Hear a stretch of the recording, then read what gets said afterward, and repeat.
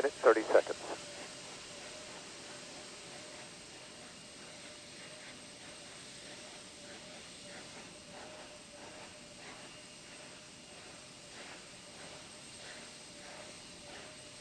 Sound suppression water system now being armed for release. Confirmation we have 3 main engines ready for ignition.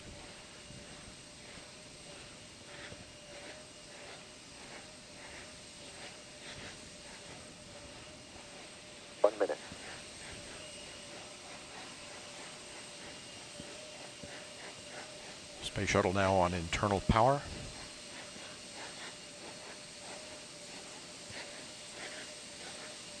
Liquid oxygen and liquid hydrogen fill and drain valves are closed. Solid rocket booster flight data recorders are activated. And the handoff to Atlantis' onboard computers. Atlantis now in control of the countdown. 20. Firing chain is armed. Sound suppression water system activated. T-minus 10, 9, 8, 7, 6, 5, 3, 2, 1, 0. And liftoff of Space Shuttle Atlantis on a mission to build, resupply, and to do research on the International Space Station. Houston now controlling. Atlantis begins its penultimate journey to shore up the International Space Station. Atlantis now in the proper alignment for its 8.5-minute ride to orbit. 4.5 million pounds of hardware and humans taking aim on the International Outpost. 30 seconds into the flight. Atlantis almost 2 miles in altitude, almost 6 miles downrange from the Kennedy Space Center already, traveling 500 miles an hour. The 3 liquid fuel main engines now throttling back to 72% of rated performance, going into the bucket, reducing the stress on the shuttle as it breaks through the sound barrier. 55 seconds into the flight, all systems operating normally, 900 miles an hour. The speed of Atlantis right now, 6 miles in altitude, 9 miles downrange. Atlantis, go with throttle up. Copy, go with throttle up. The throttle up call acknowledged by Commander Charlie Hobaugh, joined on the flight deck by pilot Butch Wilmore, flight engineer Randy Bresnik, and Leland Melvin. Seated down on the middeck are Mike Foreman and Bobby Satcher, kicking off their work week with a Monday commute to orbit. 1 minute, 30 seconds into the flight. Atlantis 13 miles in altitude, 15 miles downrange, traveling almost 2,000 miles an hour.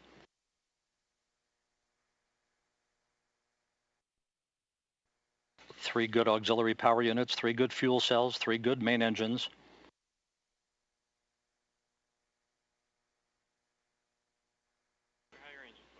One minute, 50 seconds into the flight. 10 seconds away from solid rocket booster separation.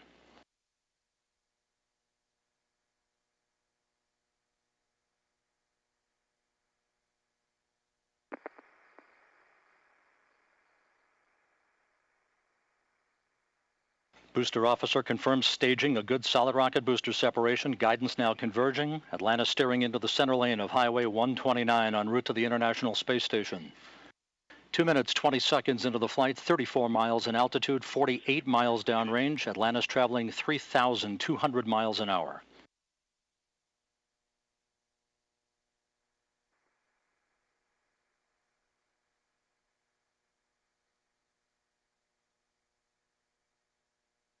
The propulsion officer in mission control reports that the orbital maneuvering system engines have ignited. Atlantis kicking on the afterburners. Copy, 2 engine down. Atlantis flying on the singular power of its 3 liquid fuel main engines, draining about a half a ton of fuel per second from the large fuel tank. Coming up on the 3-minute mark into the flight, Atlantis 46 miles in altitude, 81 miles downrange, traveling almost 4,000 miles an hour. Atlantis speeding straight as an arrow toward its date with the International Space Station Wednesday morning.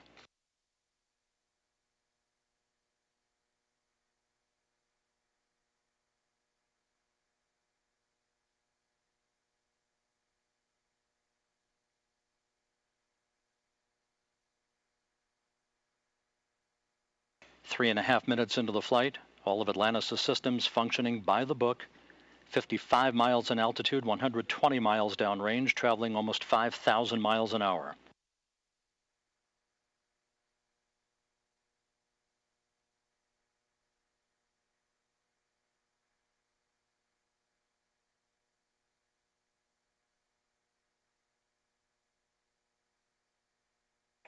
Atlantis, negative return. Atlantis copies, negative return. Atlantis now too far downrange, too high in altitude to return to the launch site in the event of an engine failure. All three engines performing perfectly. 4 minutes, 20 seconds into the flight. Atlantis now 62 miles in altitude, 180 miles downrange, traveling almost 6,000 miles an hour. All systems performing normally. Atlantis on course, on track for its preliminary orbit. The Environmental Systems Officer reports a good flash evaporator system activated for Atlantis, providing cooling for the shuttle's avionics until the payload bay doors are opened about an hour and a half into the flight.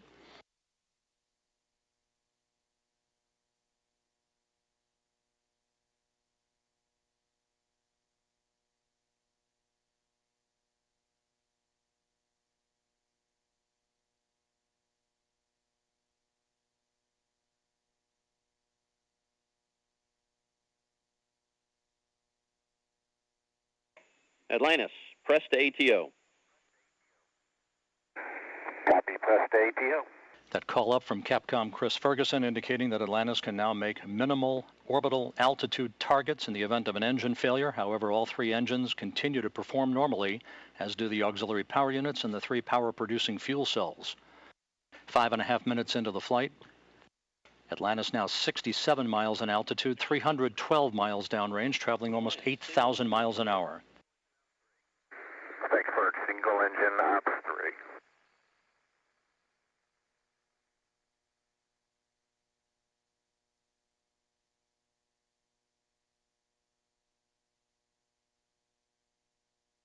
Atlantis now beginning to roll to a heads-up position, the main engine swiveling, enabling the shuttle to move to a heads-up position above its fuel tank, gaining more favorable communications through the tracking and data relay satellite system as it heads uphill.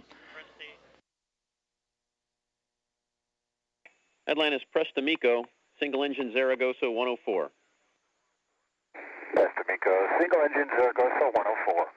That call from Capcom Chris Ferguson to Commander Charlie Hobaugh indicating that Atlantis can make normal orbital cutoff targets in the event of an engine failure. Go for the pitch. Okay, nominal shutdown, go for plus X, go for the pitch.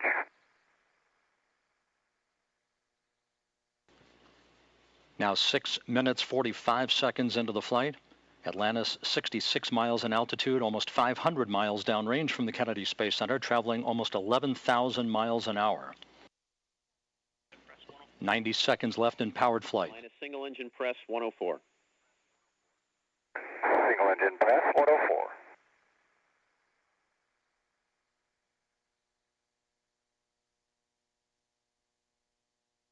Coming up on the 7.5 minute mark into the flight, the main engines will once again be throttled down to limit the stress on the shuttle and its 6 crew members to that of 3 times the effect of gravity. Atlantis approaching a speed of more than 4 miles a second. At the time of main engine cutoff a minute from now, Atlantis will enter its preliminary orbit at a speed of 5 miles a second.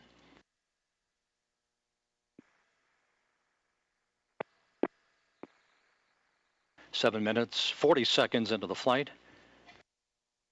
Atlantis providing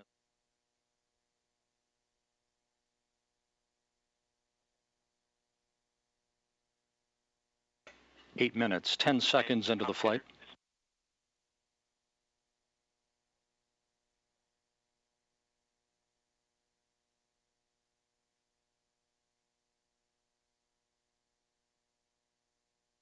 Standing by for main engine cutoff.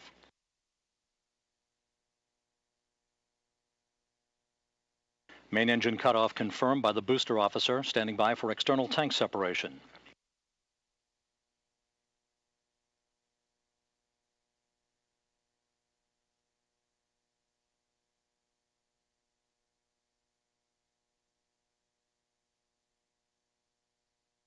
And the bird's eye view from the external tank camera of external tank separation. Atlantis now in its preliminary orbit. Commander Charlie Hobaugh will now maneuver Atlantis so that cameras embedded in the shuttle's umbilical well can perform photography of the discarded external fuel tank. And Mike Foreman and Leland Melvin are about to use digital still and video cameras to capture handheld imagery of the tank for downlink a few hours from now. A flawless climb to orbit for the shuttle Atlantis and its 6 crew members en route now to the International Space Station. MECO OHMS 1 is not required.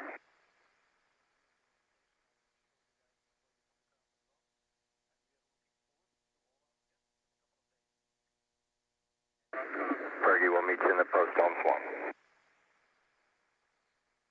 And we'll see you there, Scorch.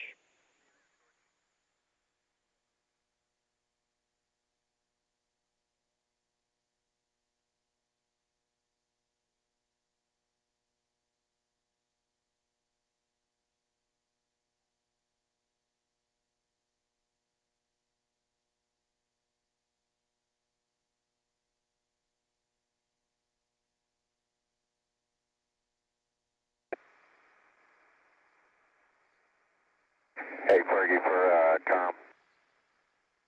Go ahead.